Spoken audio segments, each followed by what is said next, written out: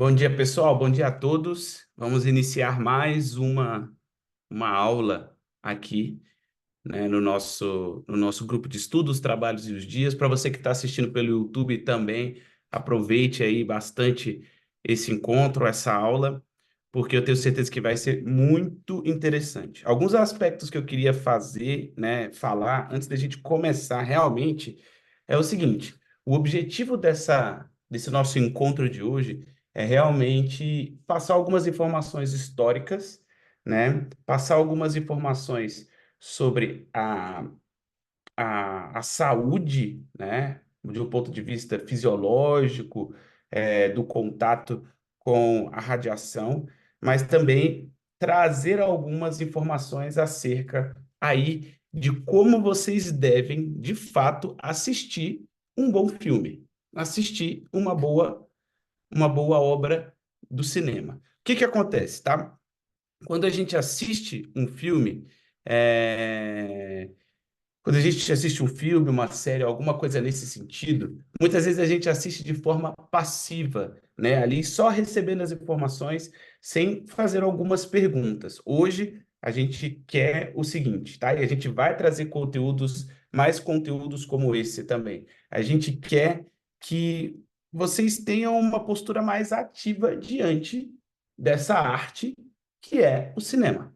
Então, da mesma forma que vocês leem um livro com atenção, né, procurando ali mais camadas de compreensão, da mesma forma que vocês, quando procuram um bom teatro, uma boa música, vocês também podem fazer isso em relação ao cinema.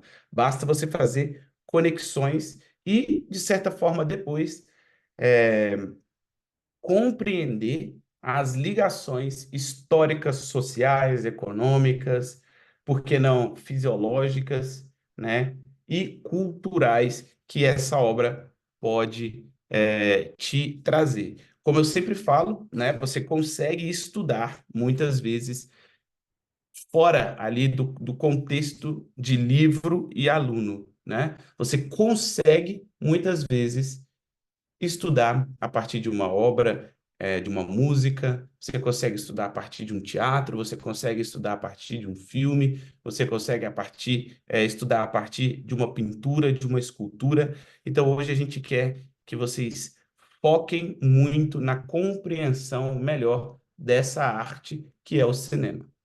Tá ok? Vamos começar? Pessoal,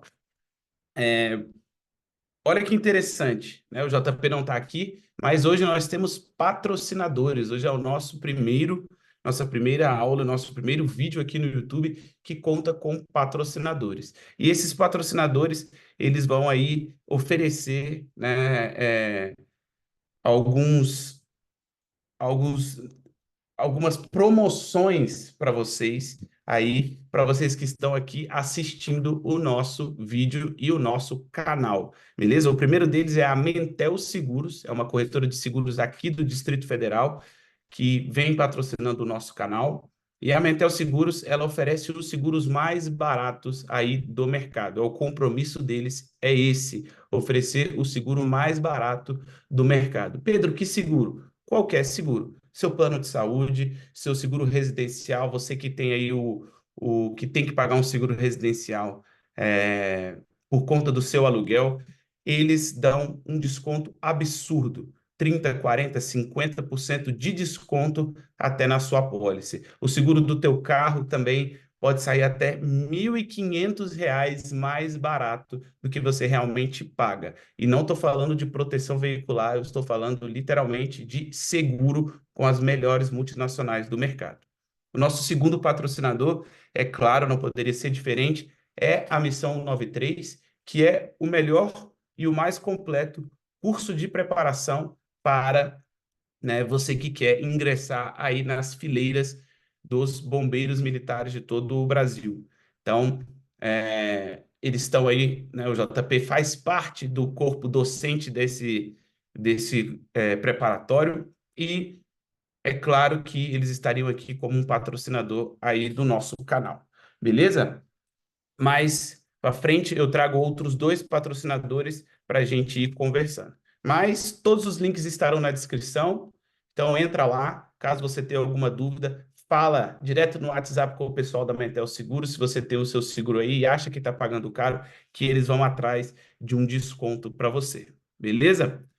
Pessoal, a primeira coisa que eu quero destacar aqui é o seguinte, tá? Quando a gente fala de Chernobyl, quando a gente fala da minissérie, quando a gente fala, né, dessa obra-prima que a HBO nos proporcionou, né? E claro, a grande maioria das séries e minisséries da HBO, elas são uma verdadeira obra de arte, né? O que que nós temos? Nós temos uma obra que condensa alguns aspectos fundamentais de um período histórico muito interessante. Então vamos lá. Como eu já falei com vocês, eu gostaria que quem pudesse tivesse papel e caneta, né, um caderninho separado aí para os nossos encontros aqui nos trabalhos e os dias, para a gente ir percebendo a nossa evolução em relação aos conteúdos aqui debatidos e ensinados. Hoje vocês vão entender, como eu falei, como assistir um filme de verdade e como retirar aí algumas informações muito úteis do seu filme preferido, da sua série preferida, ou seja, qual for aí aquilo que te agrade. Primeiro ponto que eu quero dizer para vocês é claro que a série Chernobyl, ela vai contar os momentos finais, tá? Os momentos finais daquilo que se iniciou em 1917 com a Revolução Bolchevique, né? Mais especificamente em outubro de 1917. Vamos lá. A Rússia, a partir ali da Revolução Russa, né? A partir da Revolução Bolchevique, né? Um processo histórico bastante longo que culmina na chegada de Lenin e seus camaradas ao poder, ela, ela sofre mudanças muito profundas, políticas, culturais, sociais e econômicas. Vamos trabalhar um pouquinho dessas mudanças e como isso foi importante para todo o Ocidente, como isso foi importante para todo o mundo no qual nós estamos vivendo hoje. Vamos lá. Antes da Revolução Russa, nós temos o quê? Nós temos e aqui sem medo de errar, nós temos uma Rússia absolutista. A Rússia, ela entra o século XX ainda como uma monarquia absolutista, que apesar de algumas reformas com Pedro Grande e Catarina, né, Romanov, ela ainda não possuía ali limites constitucionais. Então, para você que está estudando aí para alguma prova, saiba que o contexto, né, o conceito de absolutismo, ele está ligado diretamente a, ao conceito de constitucionalismo. Um monarca absoluto é aquele que não é limitado por uma constituição. Beleza? Então você sabe que a dinastia Romanov estava no comando ali da Rússia até outubro de 1917, quando, né, no desencadear de uma revolução que acontece em fevereiro do mesmo ano, dentro do contexto da Primeira Guerra Mundial, né, os bolcheviques alcançam o poder por meio de um golpe dentro de um outro golpe. Não vale a pena a gente esmiuçar, não vale a pena a gente entrar em detalhes aqui, porque senão a aula ficaria muito grande. Tem conteúdo sobre isso no canal, vou deixar até o vídeo marcado aqui para vocês assistirem sobre todos esses contextos da Revolução Russa. Contudo, o que eu quero chamar a atenção para vocês é exatamente, né, a linha temporal desses, desses grandes líderes russos, né? E a partir de 1924, chamados soviéticos. Aqui a palavra grande, pessoal, ela não entra como um adjetivo, tá? Não entra como eu endossando esses líderes, mas sim uma nomenclatura técnica, tá? Do totalitarismo que vai apresentar aí os líderes como ou grandes líderes ou líderes supremos, beleza? Então, toda vez que eu falar o grande líder soviético, eu estou me retratando ali ao político, né, a um membro do Partido Comunista da União Soviética, que está no comando de toda a burocracia estatal da União Soviética. É claro que a gente inicia de 1917 até 1924 com a figura de Lenin, né? Uma figura bastante importante para compreender o século XX, uma figura bastante importante para que nós compreendamos a história da Rússia, e não só isso, mas também para que compreendamos todo o contexto histórico da ideologia marxista. Isso poderia ser uma outra aula também, tá? Uma linha do tempo aí sobre o marxismo, até a culminação ao poder de fato que acontece na Rússia em 1917. Vai governar da Revolução Bolchevique até a sua morte por um acidente vascular cerebral, um não, né? Vários acidentes vasculares cerebrais, em 1924. Em 1924, vocês têm a ascensão do poder aí de um georgiano chamado Joseph Stalin, que também governará da sua ascensão em 24 até a sua morte em 53. Depois disso, nós temos muitos outros líderes soviéticos, né? Khrushchev, Andropov, temos aí Gorbachev, e a série se dá exatamente nos finalmente da União Soviética. Ela se dá finalmente ali, no momento de podridão da União Soviética. No momento no qual a estrutura burocrática, o mercado e tudo que compunha a propaganda soviética já está se esfacelando e se destruindo, literalmente caindo de podre dentro do dessa estrutura totalitária. Eu não vou me alongar muito sobre essa estrutura totalitária, mas o que eu quero que vocês percebam é que a aula de hoje, ela vai comentar um evento que acontece em 26 de abril de 1986. Em 26 de abril de 1986, às vésperas ali do grande marco do fim da União Soviética, que é exatamente a queda do Muro de Berlim, que acontece em 89. Prestem atenção, para vocês que vão fazer prova aí de conhecimentos gerais. Se a prova perguntar o grande marco do fim da União Soviética, por óbvio, nós responderemos a queda do Muro de Berlim. Mas se ela perguntar a dissolução da União Soviética, nós vamos citar a dissolução do Partido Comunista da União Soviética, que só acontece em 1991. Beleza? A estrutura burocrática está caindo de podre, né? A União Soviética ela está no momento de grande dificuldade financeira, de grande endividamento, de grande acefalia burocrática, e ela é coroada aí com o acidente de Chernobyl, que vai ter como a sua causa, né, ali um teste que sai mal feito, né, e a explosão do reator número 4, que vai, de alguma forma, coroar o fracasso da União Soviética. A União Soviética que instala esse seu reator que vai ficar mundialmente famoso, historicamente famoso, em uma cidade chamada Pripyat, que hoje faz parte do território da Ucrânia. Olha só que interessante. A relação entre, tá? A relação entre Rússia e Ucrânia, ela não é nova. E vocês deveriam já saber que essa relação, ela é muito antiga. Ela vai ser datada, provavelmente não, ela vai ser datada aí da construção da cultura russa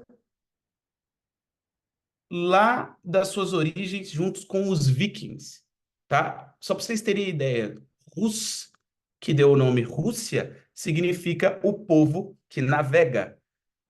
São os vikings que descem do norte, né?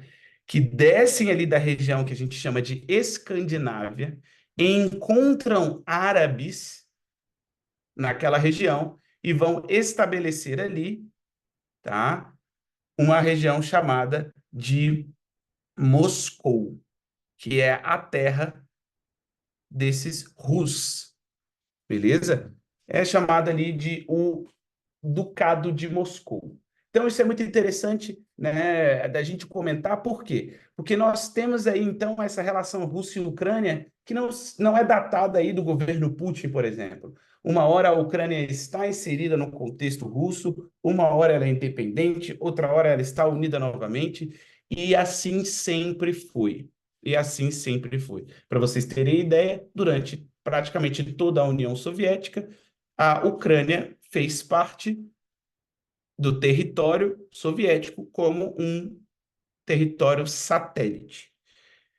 Eu vou passar a palavra agora para o João Pedro, porque a partir do, a partir do desastre, a partir das reações físico-químicas e tudo isso, a gente vai fazendo apontamentos históricos também, tendo como base a obra do mês.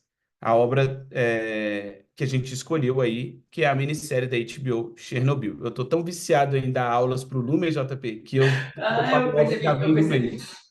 Mas vamos Muito lá. bom. É, JP, já começa com uma pergunta aqui, Manda. né? Você falou da química da morte aí. O quão feio foi esse desastre para as populações que estavam ali perto? Cara, é muito engraçado que quando eu coloquei aqui a química da morte, eu tava pensando em uma coisa mais química, uma coisa mais físico-química, uma coisa um pouquinho mais fisiológica, explicar um pouquinho sobre isso. Mas depois desse primeiro disclaimer sobre história, o ambiente também era químico, né? O ambiente também se tornava químico naquele momento. Aquele momento da derrocada da União Soviética também era algo químico, muito interessante. Então, eu coloquei aqui sem nem saber, né? Sem nem me tocar agora com a... Estava ali ofertando O, a o, medicação para o neném, ele estava ouvindo você falando, eu falei, caraca, esse nome ficou perfeito. ficou muito bom. Uma coisa que é interessante é você pensar o seguinte, que os sinais da derrocada da União Soviética, eles são muitos, né? A gente vai lembrar dos desastres econômicos, né? Das filas e filas e filas para se buscar pão, né? E alguns alimentos básicos ali, na cesta básica soviética, por exemplo, que era distribuída para o povo soviético, eram itens assim para o mês inteiro, que hoje a gente consome em poucos dias. E aí vinha junto com a cesta básica vodka e cigarro, que era para as pessoas, né, beberem e, e fumarem e sentirem menos fome. Então, Caraca, a gente isso aí é muito fala, forte. exatamente, a gente fala de um povo, né, que teve a sua queda de peso mesmo, sistemática durante os anos soviéticos. A média de peso de pessoas que vivem em regimes totalitários, como, por exemplo, o cubano, como, por exemplo, o soviético, o chinês menos, porque depois eles pivotam, né? A Eles economia mudam deles, né? a economia deles, mas nos períodos iniciais é constantemente de queda de peso médio, por desnutrição mesmo. Então, isso também é um fator físico-químico, né? Sistemático aí, bem interessante de se apontar. Mas segue aí, que senão eu vou ficar eu vou até multar aqui para não ficar te atrapalhando. Não, não, isso aqui é mais uma conversa, Pedro. Quando a gente pensa numa aula assim, eu também penso numa conversa, né? Quando estava até comentando com os meninos aqui que, aproveitando de que o João Henrique estava um pouquinho ruinzinho, eu sabia que eu ia virar à noite, eu comecei a ler alguns artigos científicos e tem um artigo muito interessante que ele não conta, não é nenhum dado de morte nem nada, mas ele conta justamente sobre isso, né? Sobre a quantidade de sofrimentos que o povo soviético estava passando. Por exemplo, se a gente pensar naquela grande fome que aconteceu justamente na Ucrânia, né, alguns especialistas falam em 2 milhões de mortes, 5 milhões de mortes até. Depois você pode até conversar um pouquinho melhor sobre isso com os meninos, que é o Holodomor, não é isso, mais ou menos? Não sei o nome certo, mas É tem um... exatamente isso. É, Holodomor. ele tem até um filme muito interessante na Netflix sobre isso, Mas quando esse artigo ele vai Chama, retratando, como é que é o nome do filme? chama A Sombra de Stalin. Eu vou A colocar. Sombra de Stalin. Pô, esse filme é fantástico, esse filme é fantástico. Muito da fotografia desse filme conversa muito com essa série também. A gente pode até comentar esse filme aqui numa outra ocasião. E aí você vem falando dos aspectos da inanição, da desnutrição, e eu venho Sim, falando sim, sim. dos aspectos históricos. Beleza? Total. Esse Dá uma... artigo esse artigo é justamente sobre isso. São 28 páginas e o autor está relatando ali as mazelas do povo soviético. Eu peguei o comunicado oficial, né, o documento oficial até hoje da União Soviética. Eles tiveram alguns apontamentos, mas o documento oficial fala de 31 pessoas mortas. 31 pessoas mortas. Sendo que, por exemplo, né, alguns dados que eu peguei demográficos à época. Né, tem alguns artigos, no hospital de Pripyat, ele tinha 416 leitos.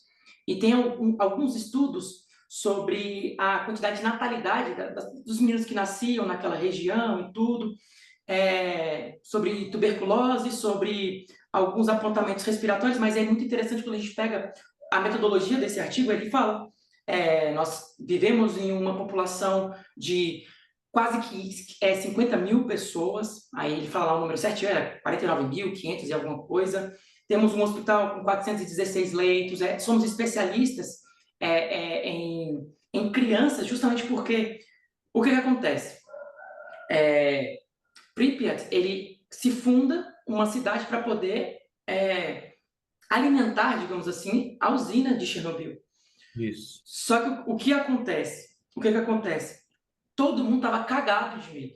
Porque bomba nuclear, então o nome nuclear que tinha da Segunda Guerra Mundial incitava muito medo. Então o que acontecia? O, o, o russo, né? O russo ele tinha muito medo, tanto que a usina de Chernobyl era para ser a 15 quilômetros de Moscou, e agora fica a mais de 130, 140 quilômetros de Moscou, com um pedido, né, da população. E o que acontece? Professor Barreto, Mano, para com isso, manda bala. é o seguinte, só para você ter ideia, tá? Quando acontece o desastre, o poder nocivo, né, do, em questão de, né, de radiação foi 400 vezes maior do que a bomba de Hiroshima e Nagasaki. Então, Exatamente. imagina o que seria isso se fosse construído próximo a Moscou, né? Exatamente. Nuvem de radiação, que com certeza você vai comentar muito melhor, mas fora a nuvem de radiação que se espalha aí dentro de uma área muito grande. Não, por toda a Europa. A gente tem artigo, Exatamente. Então, esse a medo. gente vai comentar um pouquinho sobre isso, mas é incrível. Não, e esse medo que você comentava também é muito interessante, por quê? Porque a gente está num contexto de Guerra Fria, né? Guerra E a Fria Guerra total. Fria, ela foi um contexto sempre ali de uma ameaça nuclear entre Estados Unidos e União Soviética. Acabou que o desastre nuclear veio da própria União Soviética contra os próprios soviéticos, aí por conta da degradação da usina nuclear. Mas segue. Exatamente. Quando você tem Pripyat, é uma cidade que se funda em 1970, o que acontece? Os trabalhadores que vão para Pripyat, eles não são os mais altíssimos, renomados químicos e físicos nucleares da Rússia. Esses caras estão em Moscou. Mas o que acontece? O regime, totalitário, o que ele faz? Ele pega os mestres e doutores, que são extremamente jovens, sonhadores, né, acreditam num ideal, e coloca esses caras para trabalhar em Pripyat.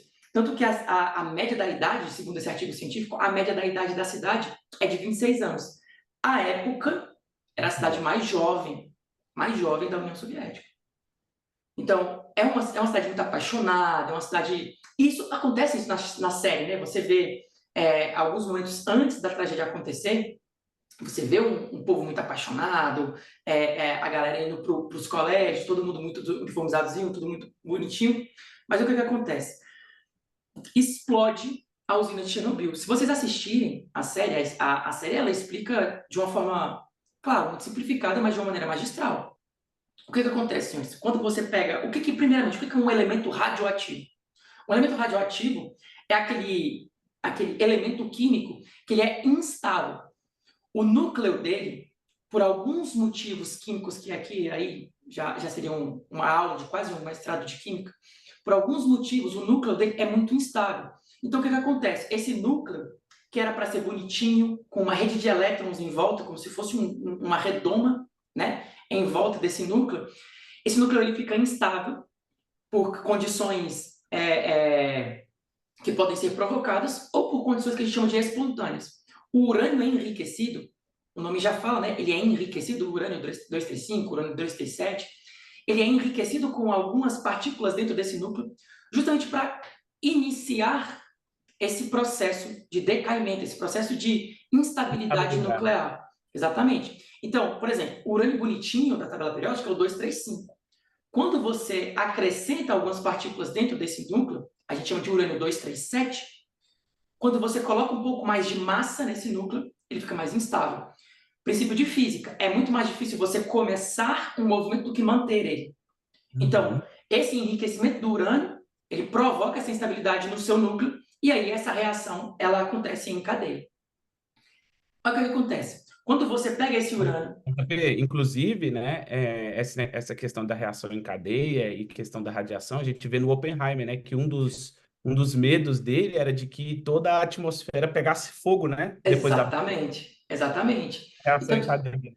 a reação em cadeia, ela é gigantesca e em proporções igual o Oppenheimer conta lá no filme, é catastróficas, é quase que incontrolável. É quase que incontrolável.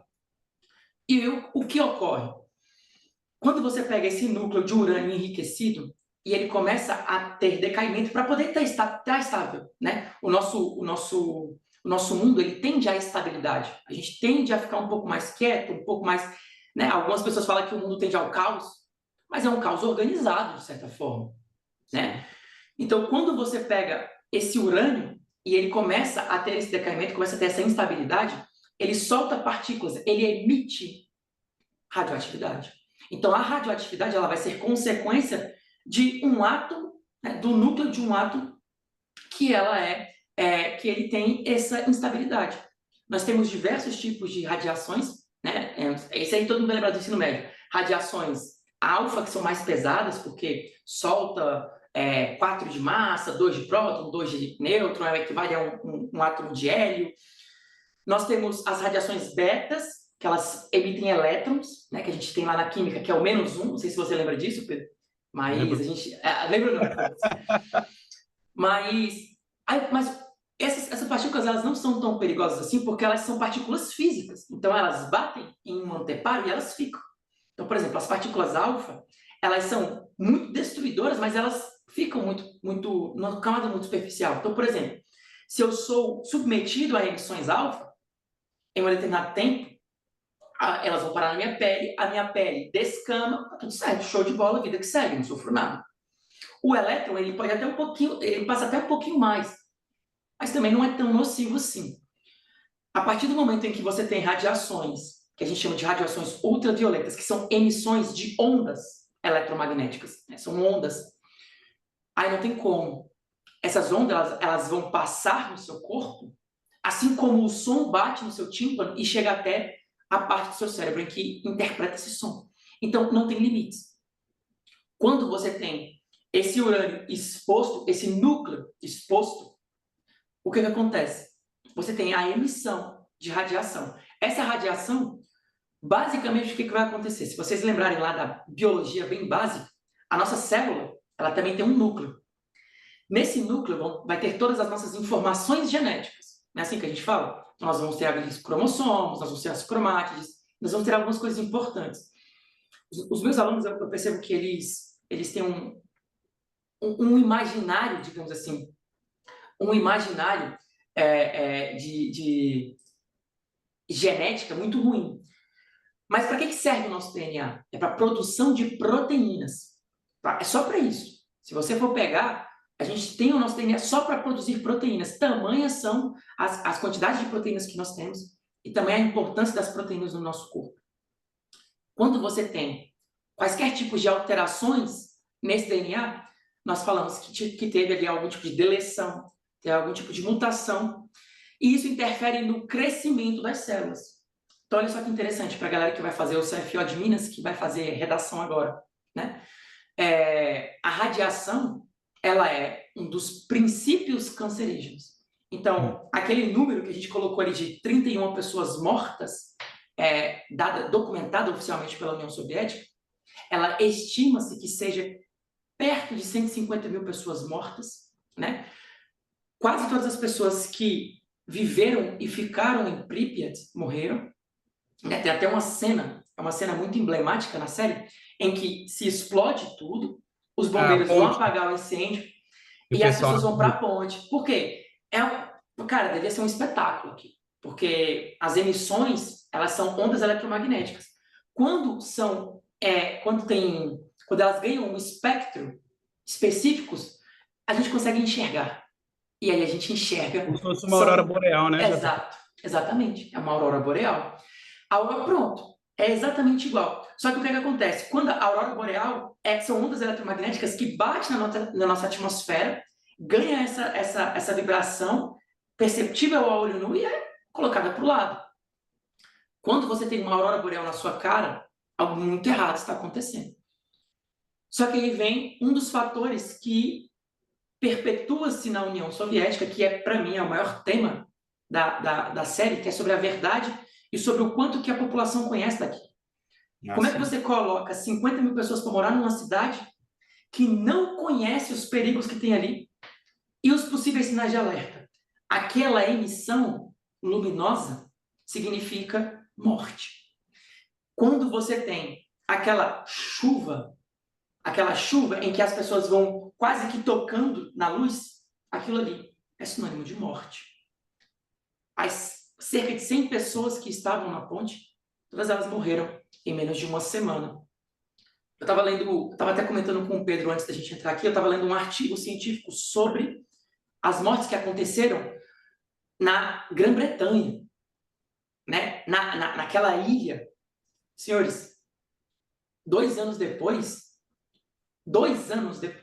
estima-se que tenham morrido 150 pessoas só de câncer de tireoide, que tenham sido se elevado acima do nível de incidência que é normal da população. Então, por exemplo, você pega uma população que a incidência, né, a prevalência que a gente fala naquela população, ela é de 50.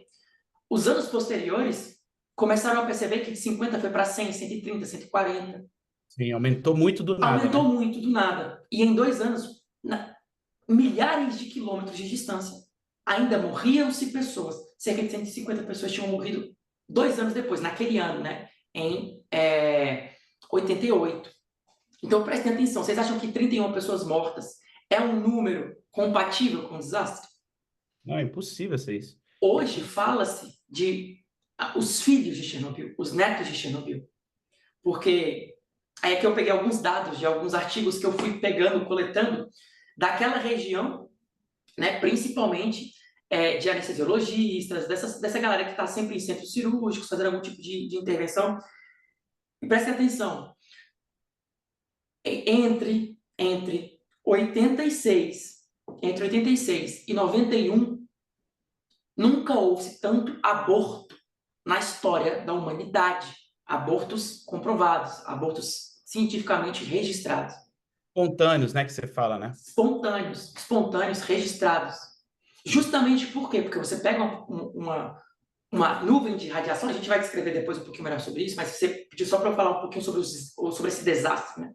Você pega uma nuvem de radiação que poderia ter, salvo engano, chegou a 2.000, 3.000 quilômetros de extensão. Você pega isso sobre a população de uma Europa inteira. O que que não é uma chuva radioativa inundando toda a Europa? Absurdo. Só um comentário aqui que eu queria fazer em relação a isso que você comentou, que é a mentira e a verdade, né, dentro de regimes totalitários. É claro que numa democracia também, né, o governo mente para a sua população, isso é óbvio. Contudo, o regime totalitário, né, e quem já teve aulas comigo aí já estudou extensamente esse assunto, né, principalmente a partir da literatura. Inclusive, esse mês no Lumen, a gente está lendo Thomas Mann, que é Mário Mágico, que ele vai falar exatamente sobre as características de um líder totalitário E eu fiz na imersão histórica toda uma história da mentalidade revolucionária, datando ali desde o século XIV até a ascensão dos grandes líderes totalitários no século XX, que são, por óbvio, né? Hitler, Stalin, né? Mussolini e Hideki Tojo, enfim, todos os grandes líderes ali que estão envolvidos na Segunda Guerra Mundial. O que, se a gente fosse resumir em alguns minutos aí, o que é uma mentalidade revolucionária seria o quê? Seria a necessidade de você criar um paraíso na Terra. É a antecipação e apressar o movimento do juízo final. Quando a gente, ele sempre vai estar, tá, JP, em espelho com com a moral e a história bíblica. Então, vamos lá.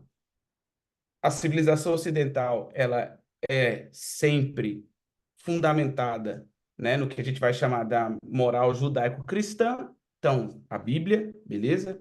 A Bíblia e toda ali a tradição religiosa que vai advir disso. Então, a moral, né, o que é certo e o que é errado a partir da narrativa cristã. Contudo, com o passar do tempo e o nascimento das ideologias, cria-se no homem a necessidade de demitir Jesus Cristo e ele mesmo assumir o papel de redentor. Se a gente É fosse o sopro diabólico, né? Sereis como exatamente, deuses. se a gente fosse traduzir o que é uma ideologia e o que é um processo totalitário, seria isso, né? Você joga fora o Cristo Redentor, você demite esse Cristo Redentor e você coloca ali uma iniciativa privada nossa, dos seres humanos, como a redenção do mundo. Né? Ao invés de a gente esperar lá o que viria a ser, o que aconteceria em Apocalipse, nós mesmos vamos fazer o juízo final. E aí, como na mentalidade dos revolucionários, isso é uma coisa boa, porque você vai eliminar o mal do mundo, as injustiças, todas as desigualdades, tudo o que advém disso e tudo o que se é usado para chegar a esses fins é válido. Então a gente chega no primeiro conceito revolucionário, que é a moral revolucionária. A moral revolucionária é o seguinte: tudo é válido para se chegar ao fim revolucionário. Então a gente tem uma cena ali em Chernobyl, que inclusive está na imersão histórica, que é uma cena na qual se explode o reator e vão se reunir ali numa mesa, numa sala, as lideranças políticas daquela região, de Pripyat. E tem um senhor, um velho lá, que ele é a encarnação, a personificação da mentalidade revolucionária naquela série. Que ele vai dizer o seguinte: ele vai falar, olha, expor para a população o que está acontecendo seria dizer que nós erramos. E isso atrapalharia a nossa marcha rumo ao, ao nosso objetivo revolucionário. O que nós temos que fazer, então? Nós, em nenhum momento eles falam em mentir, tá? Mas a verdade, como algo inegociável, como algo imutável, como algo não relativo, como algo absoluto, ela não existe dentro da mentalidade de um revolucionário. Então, o que eles fazem ali é, primeiro, negar que o reator explodiu. Segundo, negar que vai ter consequências negativas a explosão daquele reator. E terceiro, diminuir, quando chega ao ponto do insustentável, que a explosão aconteceu, diminuir, né, minimizar ali os efeitos.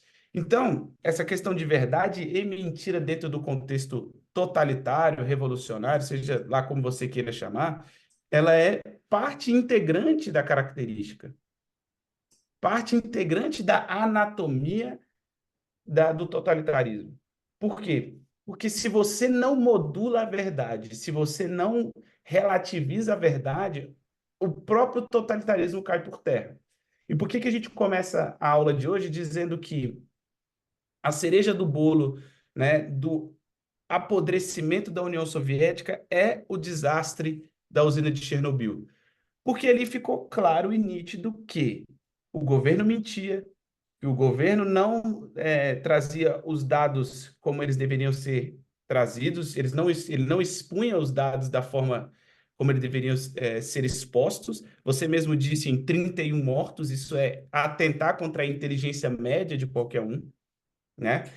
E também é a cereja do bolo, desse bolo podre que é a União Soviética. Por quê? Porque enquanto as pessoas morriam no hospital, a cúpula do governo, tanto em Pripyat quanto em Moscou, negava, né, que o desastre sequer tinha acontecido.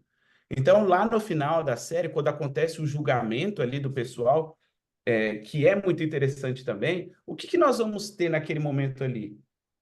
O que aquele julgamento ele simboliza? E é por isso que é importante vocês aprenderem a assistirem filmes, aprenderem a assistirem séries, aprenderem a assistir, né, obras de arte, seja teatro, literatura, né, interpretar melhor.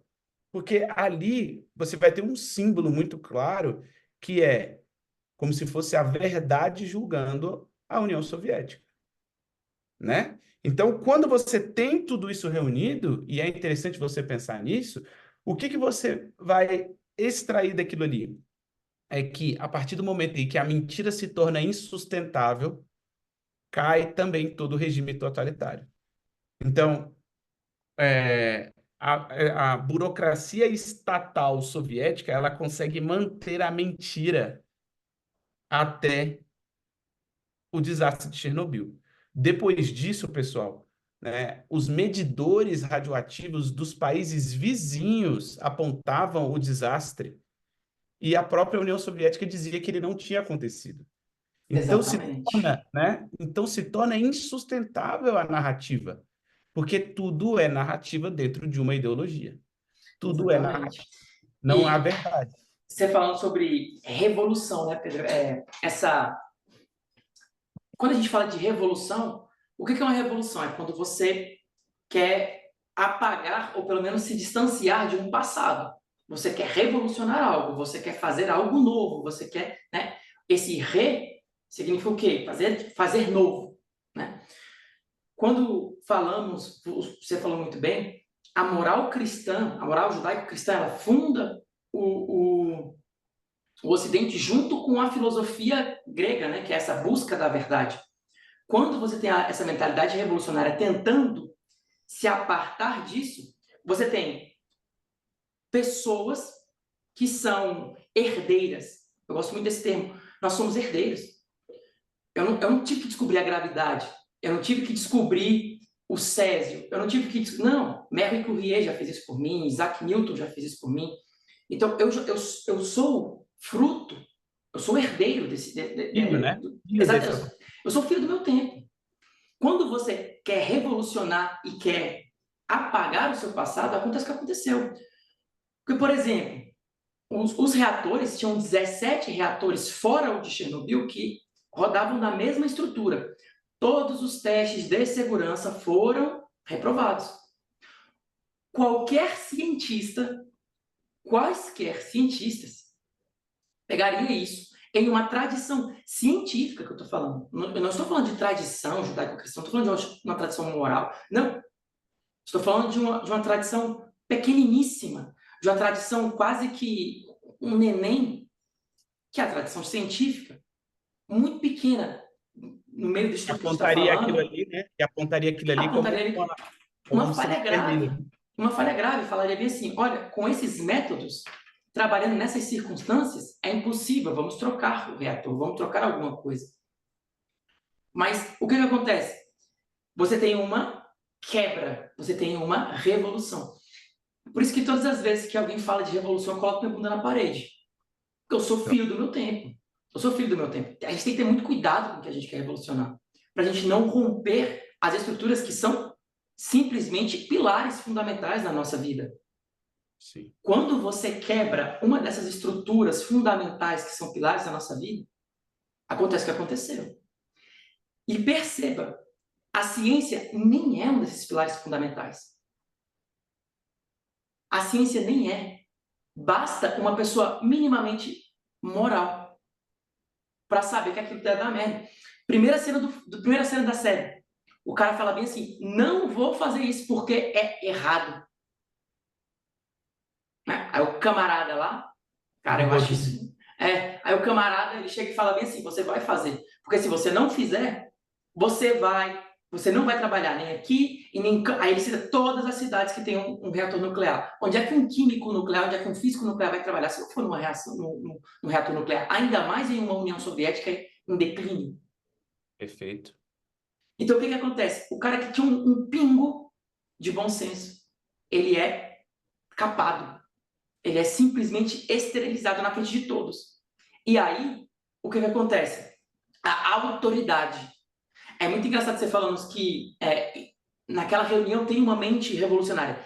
Eu consigo perceber em cada uma das grandes cenas, sempre tem uma pessoa com essa mente revolucionária que vai ser a semente, que vai ser essa pessoa que vai disseminar o medo, a desinformação e a desestruturação das pessoas. Perfeito. Ninguém sabe A melhor do pessoa, que a pessoa nós. que vai personalizar, né, JP, a moral partidária ali. Exato.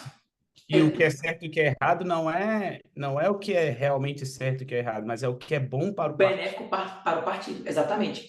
E é muito engraçado você falar sobre o que é bom para o partido.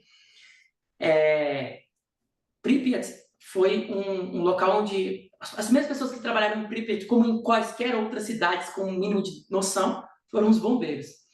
E primeira cena do filme, a usina explode. Quem são os primeiros a chegar? São os bombeiros.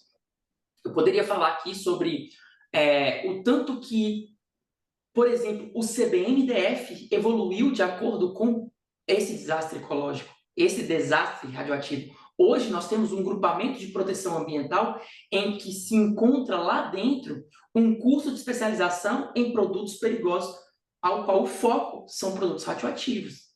Perfeito. A Então, gente tem que lembrar, né, só uma coisa, só complementando o que você está falando, que o pessoal que vai fazer o bombeiro aí acha que essas aulas de repertório são laterais, elas são não, desimportantes, o que eu tenho que estudar é aquilo que está no edital. Mas percebam, pessoal, é aí que você vai diferenciar dos seus concorrentes, né? Porque exatamente. você tem um repertório desse para uma questão, porque facilmente uma questão de radiação poderia cair na sua prova, facilmente uma questão de impactos ambientais poderia cair na sua prova, facilmente uma questão. Imagina o tema de redação, igual eu coloquei para eles: a tecnologia e os impactos ambientais, o desafio do século XXI. Ponto. Discorra, filho.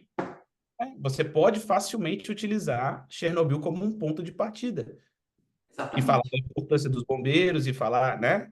Tudo isso. Exatamente. Então, A importância da ciência, a importância de métodos científicos, a importância de algo que seja replicável. Por que eu quero um método científico? É algo que você consegue recortar e replicar em todo mundo, igualmente. Senão não seria ciência. ótimo. Ô, JP, o pessoal está muito calado. Pessoal, vocês estão É vivos? verdade. Não. É Sim ou verdade. não? Estão vivos aí, Comentem. senhores. Ótimo. Então, quando o pessoal vai falando aí, eu vou comentando aqui o que eu estava pensando. Claro, claro. Pode, Quando pode. você fala que tudo pelo Estado, né, acho que até deve ser um lema, tudo pelo Estado. Tudo pelo Estado, nada fora do Estado. Esse é o tema fascista, né? A gente Ó, comentou. ó, ó, Só não, uma aí coisa perceba, só uma tudo coisa pelo antes, Estado. antes de você entrar no teu assunto aí, só uma coisa, pessoal. Deixa eu até anotar isso aqui. A, a, às vezes, né, quando a gente fala de Lumen, Barreto já comentou sobre o Lumen várias vezes, eu, né, sou sócio do Lumen. Quando a gente aborda o tema do Lumen aqui, isso é uma temática recorrente lá dentro, né? É uma temática recorrente. Todos vocês que não estão tão acostumados a esses temas, a essas temáticas, o pessoal do Lumen está muito experimentado nisso. Há Porque anos, né? uma tradição literária vem de imersões históricas, de imersões biográficas e imersões literárias. Então, o Lumen, que é um dos patrocinadores aqui também do canal, e é mesmo, né? Não é porque eu sou sócio, não. Inclusive, você que tem um projeto aí, coloque as suas outras empresas para participar dos seus projetos, né? Porque assim todos crescem. O Lume, que é um dos patrocinadores aqui do canal, pessoal. O que a gente faz, e eu falo sem falsa modéstia, que o JP sabe disso, porque ele já foi professor convidado do Lumen, o que a gente faz é um aprofundamento cultural. Então, a questão da União Soviética, a questão ambiental, a questão literária, tudo isso é muito experimentado. Quando ele fala, por exemplo, o tema tudo pelo Estado, nada fora do Estado, na cabeça do pessoal que está integrado no Clube Lumen, isso vem o slogan Imediatamente. imediatamente, o slogan fascista de Mussolini aí. Então, assim, é realmente um ambiente de estudo que a gente está inserido, né? Então, comenta aí, JP. Tem um caso muito interessante, né? O que que o bombeiro ele significa? Ele significa um herói. Seja em qualquer nação, o bombeiro é um herói. O bombeiro é aquela pessoa que vai e resguarda a sua vida. Mas mais importante do que a pessoa que resguarda a sua vida é a pessoa que fica em casa cuidando de quem cuida. Então, por exemplo, na série, quem é faz essa pessoa que cuida do bombeiro? A esposa dele. Só que também a imagem da série que traz nessa mulher não é apenas uma mulher, é uma mulher gestante. Mas prestem atenção. O que, Perfeito. que, o que, que é essa mulher gestante? Ela é o Estado prestes a parir esse mundo perfeito, esse mundo ideal. Quem melhor do que o Estado para cuidar do bombeiro? É porque a gente não pode dar o nome da mulher de Estado. Mas, simbolicamente falando, aquela personagem, ela significa o Estado. E o que acontece com ela? Ela sofre todas as. Agruras, né? Exatamente, ela vê o marido dela morrendo, ela vê o marido dela definhando, Não, mas percebam, apodrecendo vivo, né? apodrecendo vivo. A gente pode até falar um pouquinho mais tarde sobre os efeitos radioativos mesmo que acontecem. O que acontece? Nesse caso, a mulher, ela simbolizada pelo Estado, ela vai lá, tenta cuidar desse marido que ele está morrendo, ele está definhando, ele está apodrecendo em vida, e as enfermeiras elas falam assim, ó, você não pode ficar mais do que 5 minutos com ele, porque senão você vai sofrer as consequências. Mas o que acontece? A mulher não sofre consequência nenhuma, mas quem é que absorve todas essas consequências é o filho, tanto que ela aborta no último episódio. Dá luz a Tudo uma criança morta, né? Exatamente. Tudo pelo Estado. Ou seja, a gente faz tudo pela pessoa. A gente está aqui, né, tentando manter a mentira, porque ela é uma dessas agentes que tentam manter a mentira. Apesar de que ela quer falar, mas ela não fala. Ela poderia botar a boca no trombone, ela saiu de Pripyat, ela foi a Moscou, ela poderia viajar, poderia falar, não falou. Ou seja, ela vai assim, ó, vendo tudo acontecendo e no final ela aborta esse filho morto. E o que que esse filho significa? É um filho natimorto desse Estado. Tudo pelo Estado, nós fazemos de tudo. Nada fora dele. O que que é nada fora dele? Também podemos enxergar simbolicamente como todos os frutos daquele Estado totalitário são frutos apodrecidos, são natimortos. Então, quando você pega o maior símbolo de coragem, segurança, quando você pega o grande herói de todas as nações, que é o bombeiro militar, e coloca uma esposa que cuida, que ela deixa o filho morrer, é justamente isso. A que custo? Né? A que custo são as nossas mentiras? Essa mentira que esse Estado sempre quis manter. Mesmo o cara morrendo, ela sabendo que poderia morrer, ela foi lá. Não é um ato apaixonado. Não é um ato de uma mulher apaixonada. É um Pode ato, falar, né? é um ato de fanatismo. É um ato de um Estado fanático por si próprio. É o mito de Narciso. Qual é o fruto deles? A morte. Tudo pelo Estado. Nada fora do Estado. Então, assim, quando a gente começa a pegar essas nuances mais simbólicas, essa série ela começa a ficar muito mais pesada. Muito mais. Ela começa a ficar muito mais pesada. Muito mais. Se a gente for falar de simbologia, por exemplo, do julgamento, né? Toda a questão daquele personagem que é mandado de Moscou para lá investigar, tudo isso a gente poderia trabalhar muito bem. Só que agora, o JP, eu queria que você entrasse um Manda pouquinho, bala. eu queria que você entrasse um pouquinho mais nos efeitos da radiação no corpo. O que que acontece quando você é exposto a uma radiação daquela, até para a gente já encaminhar aí a nossa aula para o final, para não ficar tão longa, para depois alguém, o pessoal que for assistir, né? E Vamos até porque lá. tem que trabalhar, né? E daqui a pouco já está na É, hora de entrar no trabalho. exatamente. Vamos lá, senhores. O que que acontece? Quando você tem essa radiação acabando com a sua fábrica de proteínas, igual eu já expliquei anteriormente, o que acontece? Você tem proteínas sendo mal geradas, mal formadas, e nós perdemos um mecanismo muito importante celular. Nós temos um mecanismo chamado apoptose. A nossa célula, ela é muito inteligente. Todos os dias nós geramos células defeituosas. O processo de mitose, o processo de meiose, ele demanda muita especificidade e não raramente acontecem esses processos de uma forma tortuosa. E aí, o que acontece? A célula, ela consegue fazer vários check-ups, né? Vários check-ups nesses cromossomos e perceber se aquele cromossomo está saudável ou não. Em uma célula saudável, minimamente saudável, ela percebe esse mecanismo, ela percebe essa deleção, ela percebe digamos assim, essa alteração genética e ela starta um mecanismo chamado apoptose, que é uma morte programada. Então a célula, ela mesma percebe-se ruim e se mata. Por quê? Porque todas as gerações posteriores elas vão ter o mesmo defeito genético, princípio de Gregor Mendel, primeira lei de Mendel. Então, senhores, o que acontece? Você tem defeito genético que não pode sofrer esse check-up. Ou são tantas células fazendo isso ao mesmo tempo que, se todas as células fizessem isso, o corpo morreria imediatamente. Quando você tem uma alta exposição por um longo período de tempo, não precisa ser um longo período de tempo no caso de Chernobyl, né? Como bem dito pelo Pedro, os índices chegaram a mais de 400 vezes o que era detectável pelo aparelho, que já é 100 vezes mais do que o corpo pode aguentar durante 10 minutos. Ou seja, chegou a 4 milhões de vezes.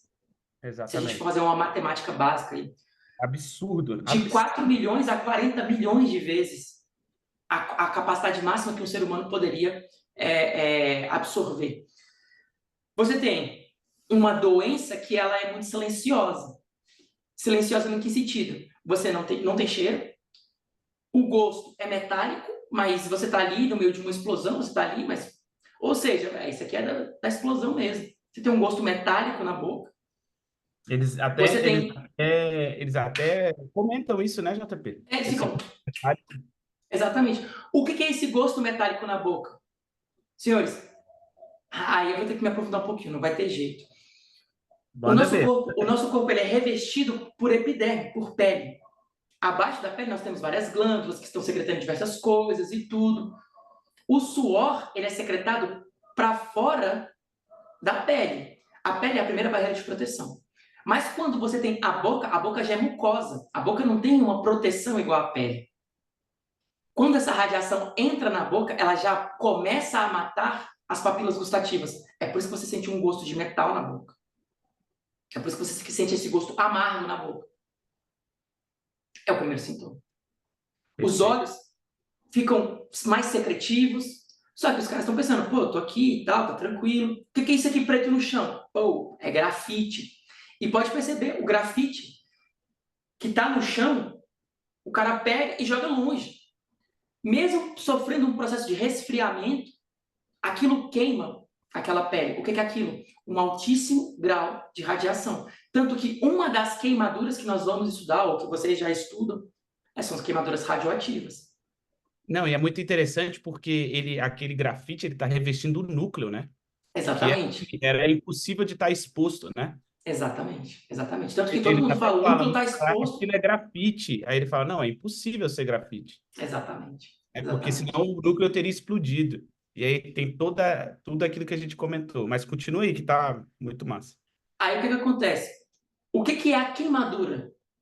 Aí a gente já entra em outra parte que cai bastante na prova de vocês, senhores. Queimadura nada mais é do que a desnaturação de proteínas, a morte da proteína. Então, em vez de você matar A produção da proteína, você começa matando já a proteína logo de cara. É por isso que nós temos queimaduras radioativas.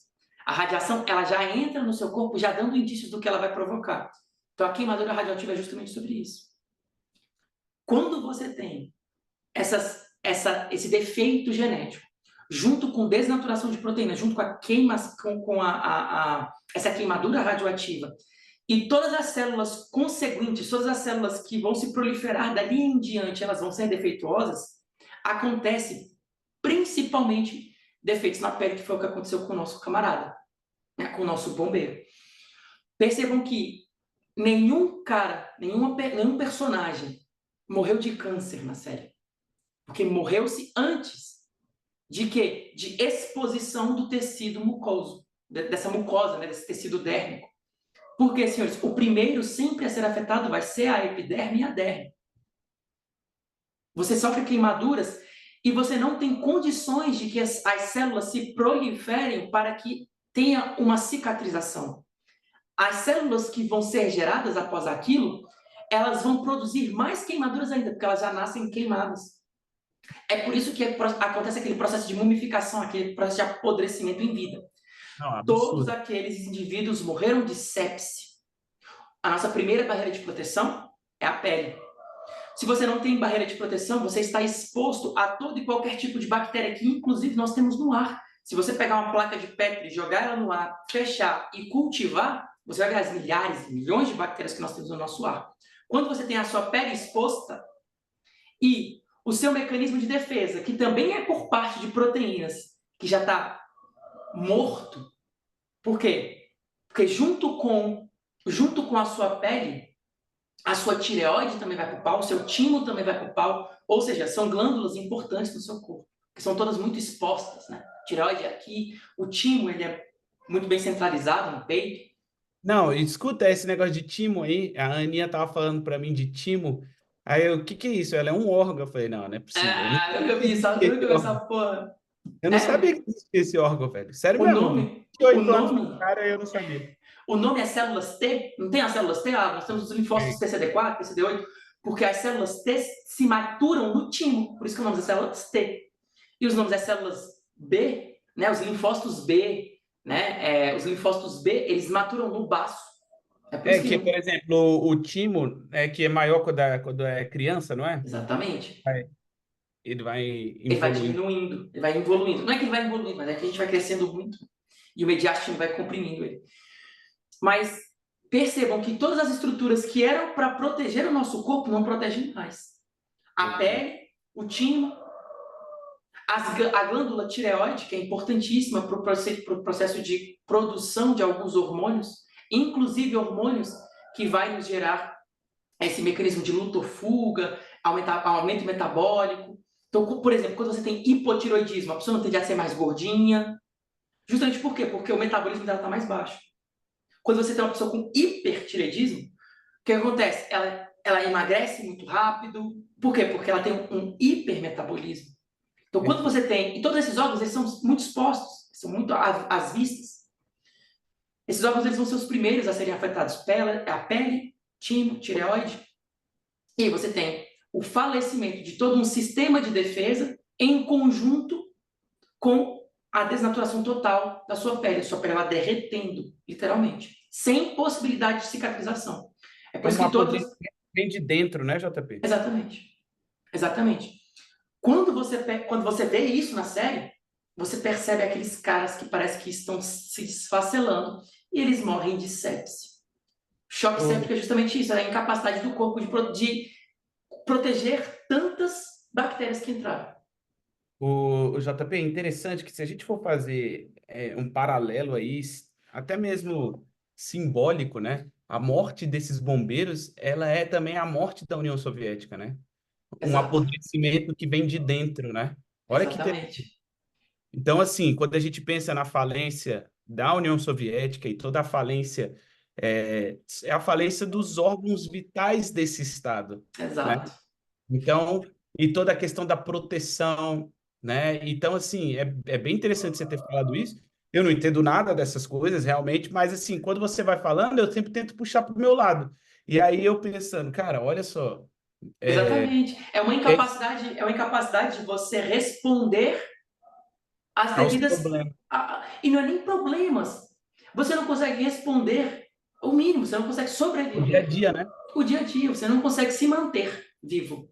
Né? O que a gente chama de Perfeito, homeostasia, você não consegue se manter em equilíbrio. O que perfeito. aconteceu com a União Soviética. Então, quando a gente pega esse contexto biológico, os bombeiros e as pessoas que primeiro morreram devido ao desastre de Chernobyl, eles morreram de choque séptico. Mas, e aí você Dolorosa falando, essa morte, né? dolorosa, porque qual é a veia que você vai pegar para dar um analgésico nesse cara? Não tem como. É como se ele queimasse o corpo todo o tempo inteiro e ficasse consciente e vivo. Nossa senhora, é mesmo. Eu não tinha pensado nisso. Sacou? Porque todo mundo fala, a pior morte que tem é queimadura. Não, mas se você morrer queimado, você morre 10 minutinhos, você tá morto. Sacou? Você queimou, Até carbonizou, porque queima acabou. ali, né, os receptores neurais ali já era, né? Você não tem Exatamente. mais dor, né? A queimadura da radiação não é tão profunda a ponto de anestesiar o cara. Não é uma queimadura de terceiro grau. É uma queimadura de segundo grau profunda. Ele tem muita dor. O cara sente muita dor. E ele vai sofrendo essa dor até a morte. Até a Perfeito, morte. perfeito. Você falando que tem essa parte simbólica, cara, é muito forte. Porque quando você pega uma célula que ela não consegue se sustentar e ela se prolifera defeituosa, é igual eu estava falando, nós somos herdeiros. Quando você rompe e fala bem assim, eu quero criar um estado que seja perfeito, mas meu filho, você é herdeiro de um estado que você julgou ser imperfeito. Então você acha que você, na sua própria imperfeição, vai gerar algo bom? Né? Você É o mesmo imperfeito acabou, querendo gerar o perfeito, né? O que é impossível, o que é impossível. logicamente falando, né? Logicamente falando, é impossível. Biologicamente falando, é impossível. É por isso que todas as vezes que eu vou discutir isso, alguma, por exemplo, né? A Virgem Santíssima, porque ela é santíssima, meu filho. Porque nada que é santo pode ser gerado em ventre que não seja santo. Exatamente. Né? Então, é por isso. Tem como provar as coisas cientificamente, né? Tem como provar a santidade da Virgem Santíssima, cientificamente falando. Então, como é que você vai gerar algo se você é imperfeito? É por isso que todos os estados totalitários eles caem de podre, porque todos os frutos dali em diante só são piores, porque eles simplesmente romperam com um passado que mantinham aquela população em pé. Exatamente. Quando nós vamos É, é, falar de. é a questão, só para complementar isso que você está falando, é a questão da tradição, né? A tradição, ela quando ela é quebrada, rompida, não significa que porque você quebrou a tradição que você vai cair de podre. Mas significa que quando você quebra a tradição de algo que funciona, sobra só o que não funciona, Exato, né? E aí você exatamente. cai de podre ali. Eu queria só destacar aqui uma coisa que eu achei bem interessante, que são as consequências ambientais, JP, né? A contaminação radioativa, grandes quantidades de material radioativo, incluindo o iodo 131 e o césio 137, e o Que são, estronço, que são, que são produtos do decaimento desse urânio. Né? O exatamente. que, que E, acontece? Quando é um sistema fechado, o urânio ele decai e depois ele é reabastecido e ele enriquece de novo. É por isso que uma usina nuclear, por exemplo, a usina de Angra dos Reis aqui no Brasil, é uma usina nuclear que é datada de, tem algumas décadas. E não para, por quê? Porque é um sistema que se retroalimenta. Agora, quando você expõe esse núcleo, quando você expõe essa radiação, quando você deixa essa reação encadear acontecer, não é só o urânio que faz isso. É todos os compostos que são gerados do urânio também são radioativos. O iodo 131, césio 137. É por isso que até hoje e pelos próximos 900 anos, Pripyat vai ser inabitável. exatamente. Essa questão dessa zona, né? Que virou uma zona morta, né? Porque Exatamente. ali, inclusive, muitas mutações genéticas aconteceram em animais, né? Você tem ali árvores que crescem, né? Mas você não vê pássaros, você não vê, né? Por conta dessa questão proteica que você explicava, né? Dessa alteração genética que vai ser traduzida na má formação ali de proteínas e que são incompatíveis com a vida, ou então pelo menos vão gerar malformações, né?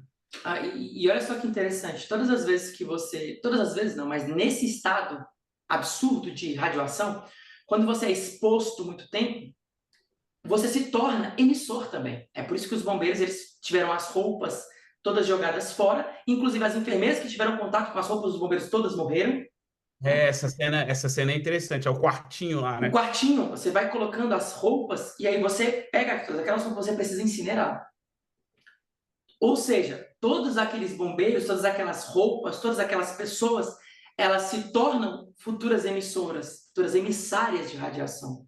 E aí fica Perfeito. naquele impasse que, para os caras que não têm moral, não tem tanta moral assim, né? Então, foda-se.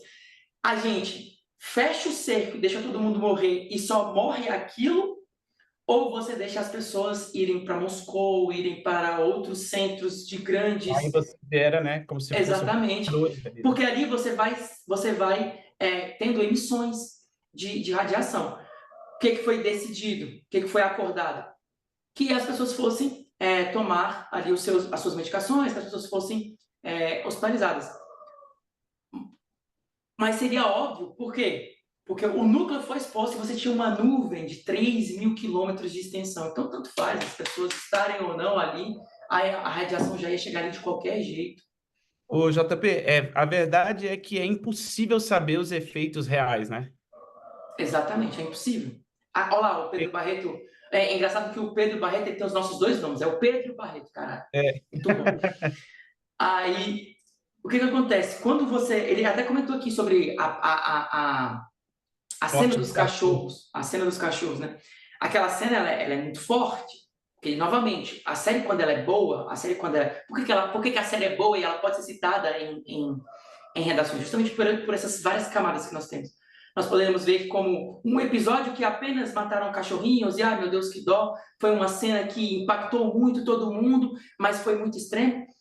Mas você também tem aquele impacto que é, cara, a primeira coisa que você precisa fazer em um regime totalitário ou num regime militar é a dessensibilização do ser humano. Sim, Nós, enquanto militares, nós passamos por um processo psicológico de dessensibilização. Obviamente, o nosso processo psicológico ele é direcionado. Por exemplo, eu tenho um pavor de altura.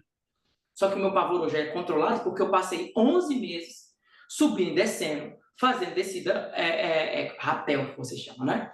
Fazendo descida com todos os nossos equipamentos. Então, o que você faz? Você passa por um processo de dessensibilização. Você passa por um processo em que você fica um pouco mais frio. No curso de especialização do curso de socorro de urgência, que a gente faz o aluno sofrer muita pressão para que quando ele pegue um acontecimento muito trágico, ele não fique louco. sim. A mesma coisa acontece com aqueles militares. Né? Aquele moleque novinho tem que matar aquela ninhada de cães, tem que matar os cachorros, né? Aí vem os russos, os russos também reagiram muito mal a essa. Teve um russo que reagiu muito bem, a série teve um russo que reagiu muito mal. O russo falando assim: é porque não teve essa morte de cães. Filho, não precisa, não é isso que a série quer retratar. A série quer retratar justamente a dessensibilização dos militares, mas mais do que isso, em quaisquer regimes totalitários, em que você tem morte de pessoas, seja elas por fome, seja elas em um campo de concentração, seja elas em qualquer coisa, o primeiro passo para isso é a dessensibilização. Perfeito. É a dessensibilização. Isso é princípio psicológico.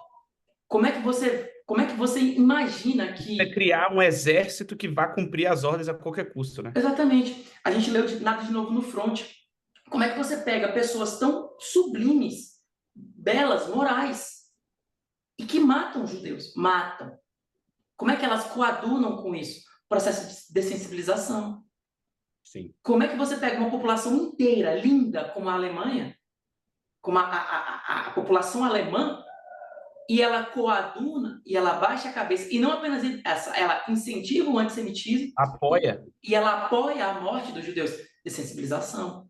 Isso Perfeito. acontecia desde, sei lá, Otto von Bismarck, você sabe falar muito melhor do que isso, do que eu. As coisas, esse é um grande problema, é um grande mistério, né, para muitas pessoas de por que os judeus, né? Mas uma das respostas está também na Revolução Russa, tá? Só para vocês terem ideia, pessoal, a família de Lenin, a família de Trotsky, que são ali dois né, basicamente dos pilares fundamentais da Revolução Russa, eram famílias judias, não famílias judias de etnia. Então, o que que vocês têm ali? Você tem uma propaganda na Europa muito forte contra a Revolução, que vai chamar a Revolução Russa de também a Revolução dos Judeus. Então, olha só, uma onda de propaganda contra os judeus também nasce porque porque judeus eram Trotsky e Lenin. Porque vocês têm que entender o seguinte, que o judaísmo, ele é etnia e ele é religião. Você pode ter um judeu católico, por exemplo. Ele é de etnia judaica, ele descende, né? Mas ele tem uma outra religião. Agora, você pode ter, por exemplo, um judeu ateu, que era o caso de Lenin e Trotsky. Eram judeus de etnia e eram ateus. Desgarrado dessa tradição. Exatamente. E aí o que que vai acontecer? Eles vão ser quando a revolução acontece, quando se descobre quem são os líderes, quando existe toda uma propaganda antissemita para dizer que olha o que que os judeus estão fazendo na Rússia. Só que não são os judeus que estão fazendo na Rússia, eram Trotsky e Lenin, né? Não era por causa da tradição judaica deles que eles estavam fazendo aquela revolução, muito pelo contrário, a revolução deles é exatamente contra essa tradição. Só que propaganda é propaganda. Propaganda não quer saber se existe nexo causal. Quando ela quer empregar um símbolo, ela quer botar um carimbo ali e pronto. Então, essa revolução, que foi muito perigosa para a Europa, que, né, que foi ali uma fissura na Europa, na tradição europeia ocidental, o que que acontece? Você tem Você tem essa propaganda dizendo, foi uma revolução judaica. E aí, isso é um dos motivos pelo qual você vai ter o crescimento muito grande do antissemitismo na Europa como um todo, Um e não todo. apenas na Rússia. Um todo. Né? Isso é um dos motivos, uma das explicações. Então, quando a gente estuda, por exemplo, Chernobyl, quando a gente estuda a União Soviética, nós temos, pessoal, igual a gente falou, a Revolução Russa é de 1917. O partido nazista, ele chega ao poder em 33, né? E Hitler ascende ao cargo de chanceler também em 33, né? Naquelas eleições. Você tem um contexto, não é um ato isolado ali que forma, né? Do dia para a noite todos os alemães viraram antissemitas. Não, pessoal, é um contexto de anos e anos e décadas de propaganda. É necessário colocar a culpa em alguém. Vamos colocar a culpa em quem? Em quem tem, até hoje, 30%, tá? Só para vocês terem ideia. A riqueza Hoje, do mundo. Hoje, 18, existem aproximadamente 18 milhões de judeus. E esses 18 milhões de judeus, eles detêm 30% da riqueza mundial. Então, assim, o quão desproporcionalmente ricos são os judeus em relação ao resto do mundo. E a gente pega uma Alemanha, por exemplo, saindo um pouco do contexto da União Soviética, a gente pega uma Alemanha, por exemplo, que estava em hiperinflação. E esses judeus, por serem donos dos bancos, por serem donos dos grandes conglomerados, por conta de uma tradição de poupança e de empreendedorismo, o que que você tem? Você tem muito fácil ali em quem colocar a culpa. Então você já tem o estereótipo de que eles destruíram a Rússia. Eles já são colocados ali como detentores e ricos num país de miseráveis. Você junta os dois ali, você tem o bode expiatório perfeito. Você tem o inimigo comum perfeito. Né? René Girard já falava isso no bode expiatório. Exatamente. Então, o que que nós temos quando a gente tem uma aula sobre Chernobyl e uma minissérie como essa? Olha a gama de assuntos que a gente tratou. Nós falamos de história, nós falamos de consequências físicas e químicas no corpo, né? Eu, por exemplo, fiquei incrivelmente encantado com a exposição de falar que a morte ali era. Porque a gente escuta radiação, radiação, radiação. Beleza, radiação é a causa.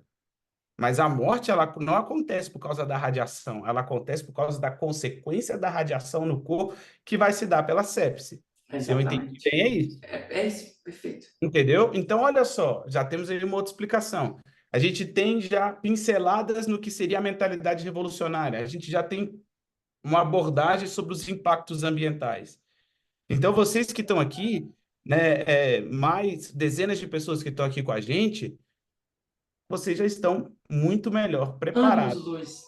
Anos É, luz à muito melhor frente. preparado do quem acha esse local como besteira. Então, JP, vamos encerrar para não ficar tão grande. A gente poderia ficar aqui mais tempo, mas você tem seu bebê para cuidar, a gente tem outras coisas para fazer. E eu só queria dizer o seguinte: quando vocês compartilham uma aula como essa, para as pessoas que estão estudando com você, para as pessoas que você quer que tenham acesso a isso, quando vocês tomam posse desse conhecimento e compartilham isso, como o JP está fazendo, como eu estou tentando fazer, o que vocês têm aí, pessoal, é uma arma contra a ignorância e a burrice. Então, todo mundo que estuda e que se prepara e que compartilha isso, né? Às vezes a pessoa nem vai fazer o concurso do bobeiro, mas ela está aqui na aula, porque isso aqui é importante para todo mundo. Você começar o dia dessa forma, JP, é totalmente É, diferente de você tomar café passando o feed do Instagram, com certeza. Com entendeu? certeza. Então, o que nós temos hoje aqui, e o que a gente vem tentando fazer, eu falo nós mesmo, porque os trabalhos e os dias, ele também né? Ele também é uma iniciativa aí do JP. O que quando a gente tem isso aqui, é a tentativa de todos os dias, pelo menos 2 ou 3 vezes na semana, a gente está em contato e em diálogo. E a gente já tem uma próxima aula aí, que eu tenho certeza que o JP vai concordar em fazer, que é sobre a sombra de Stalin. A gente vem Cara, tem falando. muita coisa pra gente fazer. Imagina se a gente pega, por exemplo, se a gente traça filmes importantes de 19 até 45, até. A gente vai falar Cara, do pianista, a gente fala a lista de da Schindler. lista de Schindler, Então, a gente fala da sombra de Stalin, a gente pode falar sobre vários. Sabe por quê, pessoal? Isso é repertório. Você não sabe o que especificamente vai cair na sua prova, e eu posso te dizer, um ponto a mais faz muita diferença. Então, vocês precisam, eu sempre falo isso para o pessoal que está na minha mentoria, para o pessoal que está na mentoria comigo, que é o seguinte: vocês precisam se impregnar do que vocês estão estudando, e não só, estudei, pronto, acabou, agora eu não toco mais nisso. Não, assistam filmes que toquem essa temática, né? Vejam séries que tocam essa temática, escutem músicas em Pedro, inglês. eu tô pensando aqui na pessoa que é do Lumen, que leu Fahrenheit 451, o descaso com com o ambiente, o descaso com o ambiente que eu digo assim, com o mundo ambiental mesmo. Fala-se muito em tecnologia e tudo. Cara, imagina você pegar uma pessoa que teve as aulas que nós tivemos do Lumen sobre Fahrenheit 451, pega a aula de hoje e coloca isso no contexto de uma redação para ingresso no Corpo de Bombeiros, isso é um Não absurdo. tem, não tem. São 30 linhas da redação? Não vai ter linha, pô. 30 linhas é pouco, entendeu? Ela vai ter que cortar a informação, porque ela vai desenvolver tanto e tanto e tanto que ela não. Entendeu? Que fica pouco para ela. Então, assim, Aí, falando aqui sobre a criação dos direitos humanos. Cara, isso aí é chato, Maria. É pano para manga demais. a Esse gente tema, essa linha, esse tempo específico de 17, né, desde a Revolução Russa até o final da Segunda Guerra Mundial. Nossa, tem coisa demais. tem muita coisa, né? O que vocês precisam entender aí do pessoal que está estudando para o bombeiro, seja por outra coisa, procurem o termo que chama jus cogem. Jus cogem. Esse jus cogens é o pai dos direitos humanos, né? Que é chamado os direitos da gente, tá? Não da gente, eu e você, o direito das pessoas, entendeu? O direito das gentes. Então, é um termo latim que vai traduzir aí o princípio e o início do direito humano dentro da tradição do direito internacional. A Primeira Guerra tem muito marcado isso, mas a gente poderia, claro, trazer para trás ali um princípio teórico de Revolução Francesa, né? O direito civil napoleônico, né? Eu já tive a oportunidade de ir ao túmulo de Napoleão, que fica no Museu dos Inválidos, lá em Paris, e em volta do túmulo dele, você tem todo o Código Civil dele ali. Porque o Código Civil dele é um marco para o direito, não só civil, mas também dos direitos humanos. Você concordando ou não com isso, né? Então, ele está num panteão ali de heróis da história da França, muito por conta dessas contribuições jurídicas em relação aos direitos humanos. A gente tem a Primeira Guerra Mundial, né? A gente tem os tratados internacionais de direitos humanos. Você tem provavelmente uma questão que vai cair na tua prova, direito constitucional, mas acerca da recepção dos tratados internacionais que versam sobre direitos humanos, se eles vão ter status de emenda constitucional ou status de lei supranacional. Então, assim, é um mundo de coisas que a gente poderia falar, e aí, só para não ficar na metade, vai depender de como vai ser recepcionado, né? Se for lá com o quórum de emenda constitucional, que é 3/5 nas duas casas em 2 turnos, ele acende a emenda constitucional. Se não, ele é recepcionado como uma norma supralegal, que chama, né? Ele não é nem uma norma constitucional e nem uma norma legal, ele está entre um e outro ali. Então é chamado de supralegal. Isso com certeza vai cair na tua prova, entendeu? Então, assim, é um mundo de coisas que a gente poderia falar. Eu quero só bater na tecla aqui de mais algumas coisas. Nós vamos marcar a nossa próxima aula, mas a gente precisa de vocês, pessoal. Nós precisamos de vocês divulgando o que nós estamos fazendo aqui. Porque se vocês não tiverem conosco, eu tenho o meu alcance é limitado. O alcance do Barreto é limitado. Eu preciso que vocês compartilhem isso. As nossas aulas são de graça, pessoal. As nossas aulas são de graça. Não está sendo cobrado nada por isso. Então, quanto mais pessoas estiverem aqui, melhor nós vamos estar impactando a vida de cada um que vem aí. Porque o que o Barreto expôs aqui, o que o Barreto expôs na aula lá da Anatomia da Morte de Cristo, é, assim, conteúdo que você não vai encontrar nas cadeiras de mestrado e doutorado por aí. Infelizmente. Porque isso é um elogio para o JP e É é também um diagnóstico e é terrível na nossa também, né, uma educação. crítica aos nossos mestrados e doutorados por aí. Então, a gente precisa que vocês compartilhem isso. Por favor, chame o pessoal para participar do grupo Os Trabalhos e os Dias, né? Eu vou colar o link lá para vocês poderem divulgar o grupo. Então, divulguem o grupo, divulguem o meu canal no YouTube. O JP não quer ter o canal dele, eu já bati e falei, tem que criar teu canal. Ele falou, não, coloca no teu aí por enquanto. Então, divulguem o meu canal do YouTube. Por quê? Ah, eu quero ter mais inscritos? Não, pessoal, porque o que nós estamos fazendo aqui, acordando às 5 da manhã, o JP não dormiu hoje, merece ser compartilhado. Beleza? Então, eu quero agradecer mais uma vez aí todo mundo que esteve com a gente, quero agradecer ao JP, meu amigão, e se vocês gostaram, compartilhem e o link, tá, para o meu perfil, para o perfil do JP e o link dos nossos patrocinadores vai estar aqui nos comentários do vídeo no YouTube, tá? Mentel Seguros, um diagnóstico para você fazer um seguro mais barato do mercado. JP aí é cliente da Mentel Seguros e ele sabe o quão mais barato é um seguro com a Mentel Seguros do que com uma outra corretora de seguros por aí. Não tem nada de proteção veicular, beleza? E o quanto é importante, né? Pelo acidente que eu sofri, Ave Maria. Exatamente, estava coberto ali. E também, né, a missão 93, que é o preparatório para o concurso, né, dos bombeiros militares, principalmente aqui do Distrito Federal, mas também tem um braço, por exemplo, dos bombeiros de Minas Gerais, que é o mais completo. Então, vou deixar o link aqui, se inscrevam, deem uma olhada, que eu tenho certeza que vocês não vão se arrepender. Beleza? JP, brigadão, um Que isso, abraço, cara. Eu que agradeço. um Muito beijo na obrigado, Gabi senhores. e até a próxima. Até Valeu, a pessoal. próxima. Tchau, tchau.